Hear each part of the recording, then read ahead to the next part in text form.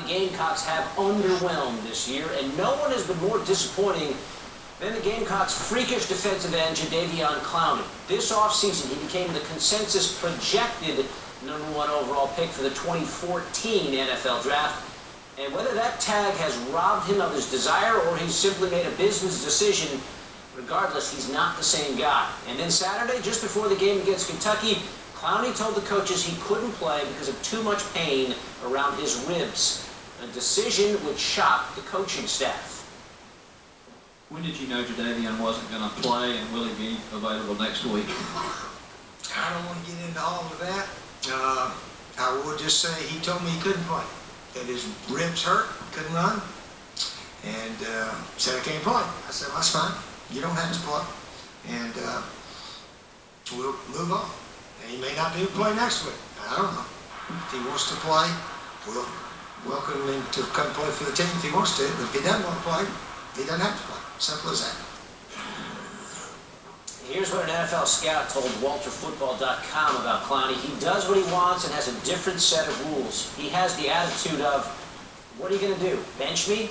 He isn't a great worker, and he doesn't do anything he doesn't want to do. Here's what others are saying about the Clowney situation.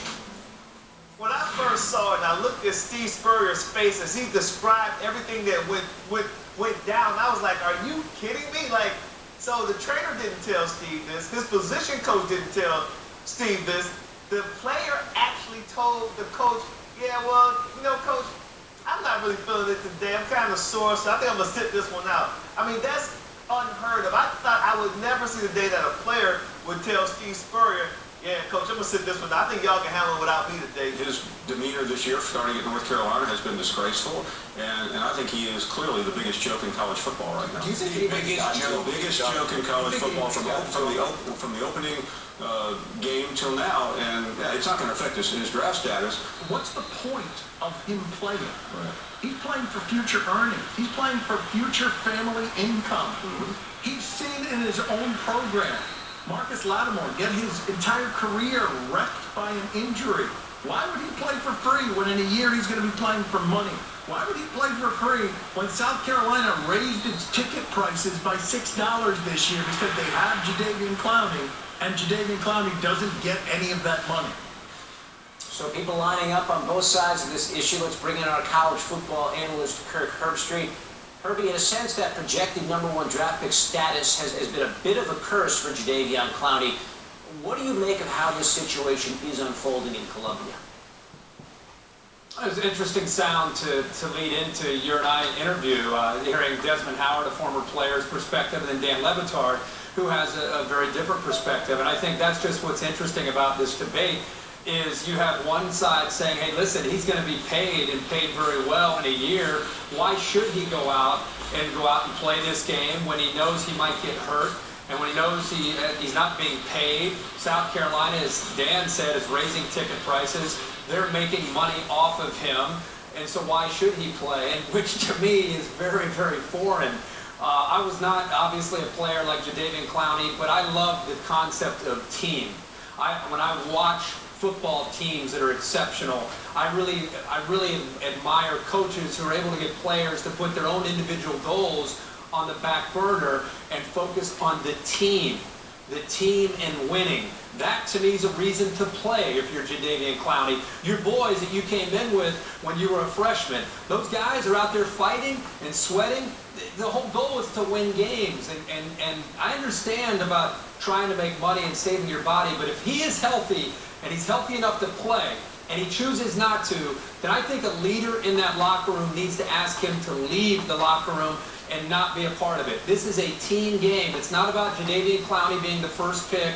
If that's all he's worried about, and he's concerned about the injury to Marcus Lattimore, then don't go to practice, don't be a part of the team, don't be around it, because it's a team game. It's not an individual game and about you being paid and all that. That stuff comes after the season. But right now, it's about SEC East and winning football games. Well, you said a team leader should do it. What about Steve Spurrier? Should he make an executive decision and say, hey, Jadeveon, we don't need you, okay? You'll sit somewhere else. Somebody, I mean, if what is being reported is accurate, I mean, if he's legitimately healthy enough to play, according to the doctors and trainers, and by himself is saying, no, I'm good, I'm not going to play, clearly holding himself out because he's fearful of getting injured, then he shouldn't be around the team. And this is not about Mel Kiper and Todd McShay and breaking down draft stock. I know on this network and for a lot of people, that's all they care about is where a guy sits. What's he ranked as a defensive end? Or what's he ranked? Oh, he might be the first pick next year. Who cares? Nobody cares when it comes to winning football games. College football still matters, believe it or not. Teams winning games is the #1 priority, and that's why Nick Saban is the king. Nick Saban gets 5-star recruits, and he gets them to buy into the team winning a championship. That's why we play, is to win championships. And at the end, if you want to go and become a first-rounder, congratulations, have a great career. But if that's your concern while you're in college, we don't need you around. And if it takes Steve Spurrier to say that, then get rid of it and move on. Because if he's not going to buy into playing games, a team that still has a shot to get to an SEC championship, that's not healthy for the rest of the team to be around that. Well, what does it say about him as a football player, that this perhaps is his attitude? Again, are we concerned about what does this say to the NFL? Because I personally could care less about the NFL. As a college football, what does it say about, as a college football player, just as a football player, without a label on him, that he's perhaps putting money ahead of playing football? What do you think it says about him? I mean, if a guy is healthy enough to play and he says, I'm not going to play, what do you think that says about him? To me, he got a chop block in the opening game against North Carolina. Thankfully, he was able to get through that, but I'm sure that scared him and maybe his family about, oh my gosh, what might happen.